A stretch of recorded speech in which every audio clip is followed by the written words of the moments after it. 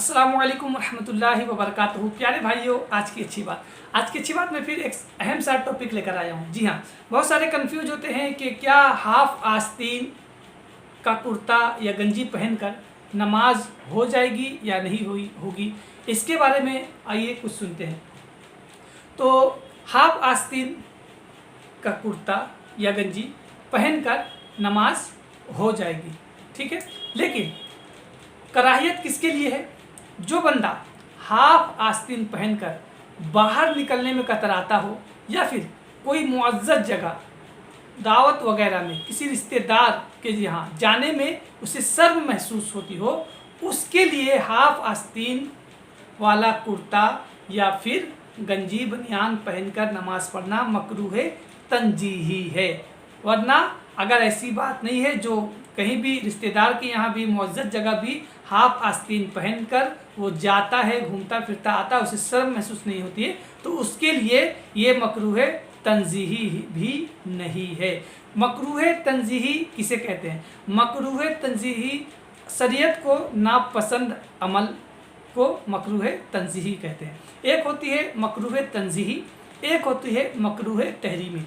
तो मकरूह तंजीही जो अमल होती है, ये शरीयत को नापसंदीदा होता है। गुनाह नहीं होता, लेकिन ये शरीयत को पसंद नहीं होता।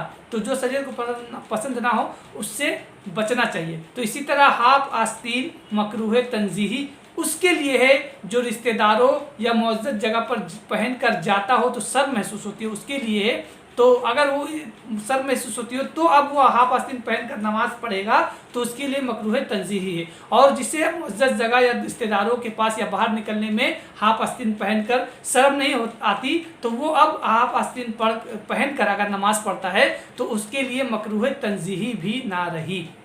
और मकरूह तहरीमी क्या है? मकरूह तहरीमी उसे कहते हैं जो करीबुल हराम यानी हराम के करीब होता है, तो और ये गुनाह का काम भी होता है मकरूह तहरीमी।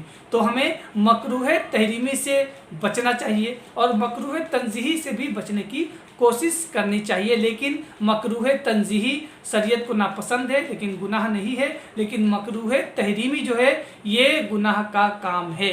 तो ये दोनों का डिफिनेशन जरूर याद रखेंगे तो हमें आसानी होगी फैसला करने में कि क्या मकरूह तंजीही है और क्या मकरूह तहरीमी है, ये करना है कि नहीं करना है, ये करना है कि नहीं करना है। तो ये अगर हम ध्यान में रखेंगे मकरूह तंजीही और मकरूह तहरीमी, तो हमें आसानी होगी फैसला करने में। और हर किसी को चाहिए कि वो मकरूह तंजीही यानी मकरूहात से बचे, मकरूह तंजीही हो या मकरूह तहरीमी। मकरूह तहरीमी से तो खास करके बचे और मकरूह तहरीमी से भी बचने की कोशिश करें। देखिए, बहुत मुश्किल से हम नेक अमल करते हैं और ऐसा ना हो कि नेक अमल करे और करने के साथ साथ कुछ ऐसा अमल कर जाए जो हमारे लिए गुनाह का काम बाइस हो जाए, तो हमें उससे बचना चाहिए। ये मकरूह तंजीही और मकरूह तहरीमी के बारे में थोड़ी डिटेल्स बताई और हाफ आस्तीन के बारे में। तो आप कंफ्यूज ना होइए, अगर आप मुअज़्ज़ज़ जगह पे हाफ आस्तीन पहनकर आते जाते हैं तो आपके लिए ये जायज़ है कि आप हाफ आस्तीन पहनकर नमाज़ पढ़ सकते हैं। लेकिन अगर मुअज़्ज़ज़ या रिश्तेदारों के पास पहनकर जाने में आपको शर्म महसूस होती है तो आपके लिए ये अमल यानी हाफ आस्तीन का कुर्ता कपड़ा पहनकर नमाज़ पढ़ने में आपके लिए मकरूह तंजीही यानी शरीयत को नापसंद है। लेकिन औरतों के लिए ये मसला नहीं है, याद रखिएगा।